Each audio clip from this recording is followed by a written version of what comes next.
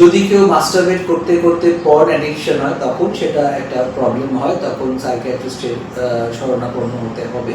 Regular hot water bath শুক্রাণুর সংখ্যা কমিয়ে দেয়। অনেক সময় ওজন বেশি থাকলে লস অফ লিবিডো হয়, মানে সহবাস করার ইচ্ছা কমে যায়। মাস্টারবেশন একটা স্বাভাবিক ঘটনা, এটার জন্য গিল্ট কনসিয়াস বা কোনো রকম অপরাধ বোধে ভোগা উচিত নয়।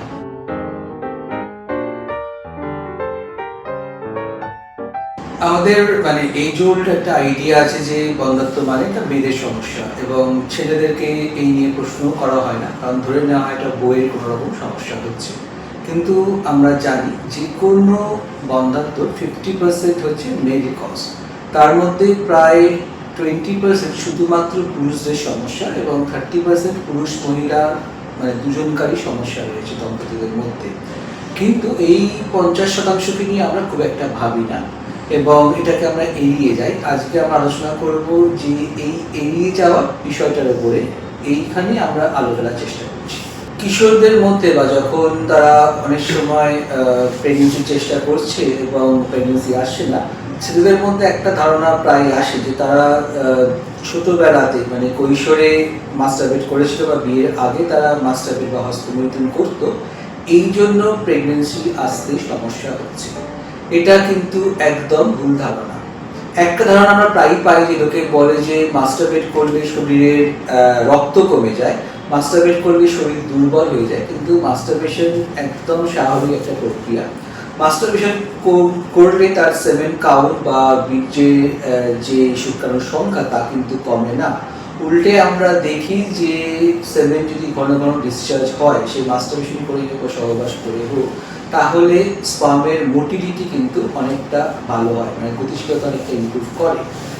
এবং আমরা বলছি না যে মাস্টারবেশন করা ভালো না খারাপ, মাস্টারবেশন করা খুব স্বাভাবিক ব্যাপার, কিন্তু সেটা যখন নেশার পর্যায়ে পৌঁছে যাচ্ছে যে সে 3-4 বার মাস্টারবেট করছে বা মাস্টারবেট না করে থাকতে পারছে না, তাই সেখানে একটা নেগেটিভ এফেক্ট থাকতে পারে, কারণ সেলফ এস্টিম নষ্ট হয়ে যায়, তার একটা অভ্যেসের দাস হয়ে পড়ে। কিন্তু উল্টোটাও দেখি যে মাস্টারবেট করলে শরীরে যে কর্টিসল হরমোন, যার যে হরমোনগুলো বেরোয়, সেগুলো একটা ফিল গুড ফ্যাক্টর দেয়। অনেক দমিত যৌন যে ইচ্ছা যেগুলো থাকে সেগুলো রিলিজ হয়, তাই জন্য সে তার নর্মাল যে কাজকর্মগুলো করছে তাতে কোনো রকম অসুবিধা হয় না। তাই মাস্টারবেশন একটা স্বাভাবিক ঘটনা, এটার জন্য গিল্ট কনসিয়াস বা কোনো রকম অপরাধ বোধে ভোগা উচিত নয়। যদি কেউ মাস্টারবেট করতে করতে পর্ন অ্যাডিকশন হয় তখন সেটা একটা প্রবলেম হয়, তখন সাইকিয়াট্রিস্টের শরণাপন্ন হতে হবে। এরপর যদি কেউ মাস্টারবেট করছে এবং পরবর্তীকালে সে বাবা হতে পারবে না বা অসুবিধা হবে, এটা কিন্তু একদম ভুল ধারণা। মাস্টারবেট করলে শরীরে দুর্বল কেউ হয় না, এবং মাস্টারবেট করলে রক্ত কমে না, মাস্টারবেট করলে কারোর স্পার্ম কাউন্ট কমে না। তাই জন্য এই ধারণা থেকে আমাদেরকে বেরিয়ে আসতে হবে। এটা কি খুব মানে ধরুন এটা একটা কৈশোর বা যৌবনের একটা প্রশ্ন, অনেক সময় শোনা যায় যে অনেক একটু এজ হয়ে গেছে, সেক্ষেত্রে সেও হয়তো মাস্টারবেশনের সাহায্য নিচ্ছে, তাহলে কি সেটাও বন্ধ্যাত্বের একটা কারণ হতে পারে?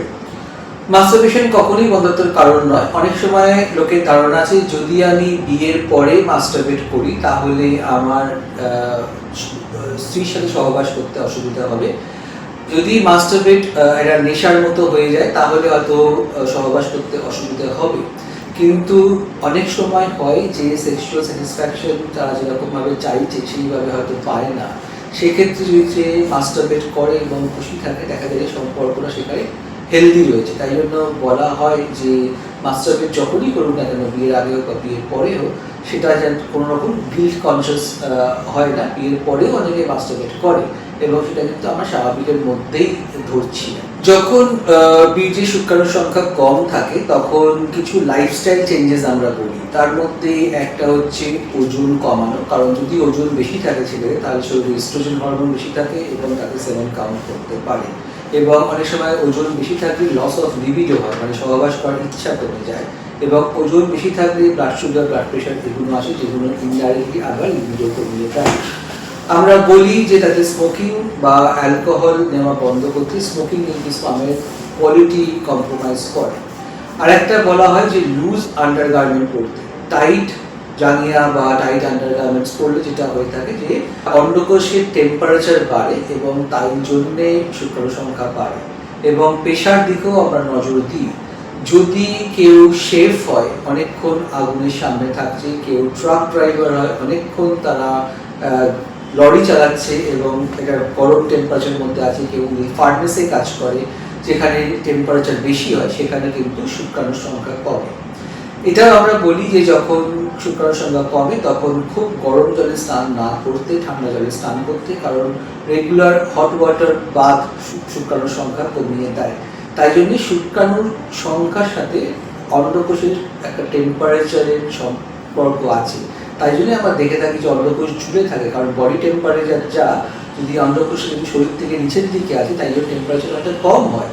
তাই জন্য বলা হয় যে যেসব জিনিসগুলো অন্ডকোষের টেম্পারেচার বাড়াতে পারে, যেমন হট ওয়াটার বাথ, খুব গরমে কাজ করা, সেইগুলো কিন্তু আমাদের শুক্রাণুর সংখ্যা কমিয়ে দেয়। তাই জন্য আমি শুনে থাকি যে বাইক অনেকক্ষণ ধরে চালালে কমে, ওটা হতে পারে। অনেকে ভাবেন যে যদি কোলে ল্যাপটপ রেখে অনেকক্ষণ ধরে কাজ করে তাহলে শুক্রাণুর সংখ্যা কমে কিনা। যদি অনেকক্ষণ ধরে কোলে ল্যাপটপ রাখা হয়, যদি রেগুলার একটা টেম্পারেচার বাড়ে, হয়তো কমে, কিন্তু প্রুভেন কোনো রকম রিসার্চ পাওয়া যায়নি।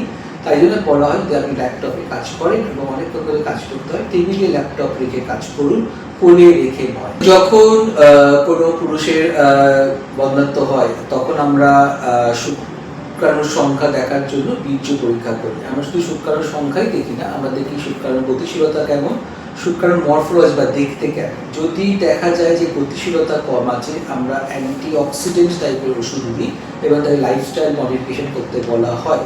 যদি শুক্রাণুর সংখ্যা কম থাকে তাহলেও আমরা কিছু হরমোন জাতীয় ওষুধ দিই।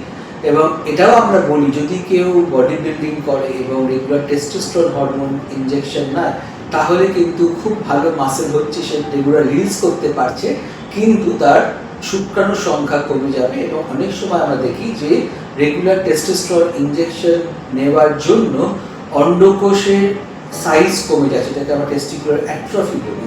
তাই জন্য যারা রেগুলার জিম করছে তাকে বলা হয় যে আপনি প্রোটিন সাপ্লিমেন্ট নিতে পারেন, কিন্তু হরমোন সাপ্লিমেন্ট যদি আপনি নেন তাহলে এটা ডাক্তারের পরামর্শ নিয়ে নিতে হবে, কারণ এখানে কিন্তু শুক্রাণুর উপরে এফেক্ট করে। আমরা অনেক সময় দেখি যে অনেক দম্পতিরা আইটিতে কাজ করে এবং সেখানে আমরা বিশেষ কিছু সমস্যা পাই।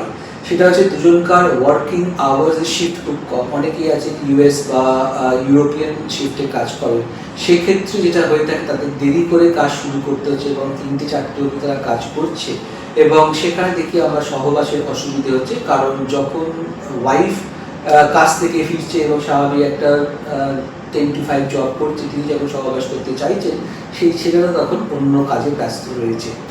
অনেক সময় দেখি আমরা তারা একসাথে থাকে কিন্তু তারা সময় পায় না, কারণ টার্গেটের যে স্ট্রেসটা থাকে, ফার্টাইল পিরিয়ড যখন ওভুলেশন হচ্ছে সেই সময় তাকে কোনো টার্গেট মিট করতে হচ্ছে এবং তাদের মধ্যে সহবাস হয় না। বা অনেক সময় আমরা দেখি যে তারা কর্মক্ষেত্রে আলাদা আলাদা থাকে, শুধুমাত্র উইকেন্ডেই দেখা করে। তাই জন্য আইটি দম্পতিদের মধ্যে আমরা কিন্তু প্রায় দেখতে পাচ্ছি যে তারা চাইলেও প্রেগনেন্সি আসতে পারছে না। এটা যে অনেকটা মানে সেমেন কাউন্ট কম বা এগের কোনো প্রবলেম বা টিউব ব্লক তা নয়, এটা জীবনযাত্রার জন্য হচ্ছে। তাই জন্য আমরা বলছি যে ফার্টাইল পিরিয়ডটা মানে মাসিকের যে সময় ওভুলেশনটা হচ্ছে সেই সময় সম্ভব হলে নিয়মিত সহবাস করতে হবে। যদি কোনো কারণে সহবাস করা না যায়, সেটা স্ট্রেসের জন্যই হোক বা টাইম ফ্রেম ম্যাচ করছে না, তখন কিন্তু ডাক্তারের সাহায্য নিতে হবে, কারণ অনেক রকমভাবেই আমরা প্রেগনেন্সি আনতে পারি। যখন ছেলেদের বন্ধ্যাত্ব সমস্যা জন্য ডাক্তারখানায় আসে, প্রথম যে পরীক্ষাটা করা হয় সেটা কিন্তু বীর্য পরীক্ষা। সেখানে আমরা দেখি যে সেমেন্টের কাউন্ট, মোটিলিটি বা মরফোলজি। অনেক সময় দেখা যায় যে এই কাউন্টগুলো একটু কম আছে এবং ছেলেটা খুব মন খারাপ করছে। আমরা সবসময় বলি যে এই কাউন্টগুলো কিন্তু অঙ্ক পরীক্ষার নাম্বার নয়। এই মোটিলিটি বা কনসেন্ট্রেশন কম আছে বলে সেই যে বাবা হতে পারবে না, এটা একদম ভুল ধারণা। এবং এই বীর্য পরীক্ষার রিপোর্টগুলোকে খুব ভালোভাবে অ্যানালিসিস করতে হয়। তাই জন্য আপনার ডাক্তারবাবু বললো বা নিজে থেকে দেখলেন যে রেফারেন্স যে ভ্যালুটা আছে সেটার সাথে আপনার রিপোর্ট মিলছে না, তাহলে কিন্তু অযথা ভয় পাবেন না। সেমেন রিপোর্ট আমরা অনেক রকমভাবে দেখি এবং সবসময় একটা পজিটিভ দিক থাকে। তাই জন্য সেমেন রিপোর্ট খারাপ আছে বলে কোনো রকম হতাশা বোধ করবেন না। কারণ এর থেকে একটা পারফরমেন্স অ্যাংজাইটি হয়, মনে হয় যে সহবাস করে আমি বাবা হতে পারবো না, সহবাস করে কি লাভ হবে। এখান থেকে অনেক ছেলে কিন্তু ডিপ্রেশনে চলে যায়, সেই কাজে মন দিতে পারছে না, অফিসে গিয়ে তার সবসময় মাথায় থাকছে যে আমার স্পার্ম কাউন্ট কম। অনেকের আত্মবিশ্বাস চলে যায়, তার মনে হয় যে আমার স্পার্ম কাউন্ট কম বলে আমি ঠিক পুরুষ নই, এবং সেই জন্য সেই বন্ধুদের থেকে আলাদা হয়ে যায়, সেই বাড়ির লোকের থেকে আলাদা হয়ে যায়, সেই সামাজিকতা ভুলে যেতে আরম্ভ করে। তো সেই জন্য আমরা বলি একটা ছেলেকে কখনোই তার স্পার্ম কাউন্ট বা সেমেন অ্যানালিসিস রিপোর্ট ডিফাইন করবে না, এই ভুল ধারণা থেকে কিন্তু বেরিয়ে আসতে হবে। লাইক ও সাবস্ক্রাইব করার পাশাপাশি বেল আইকনটি প্রেস করতে ভুলবেন না। ওয়েল টক।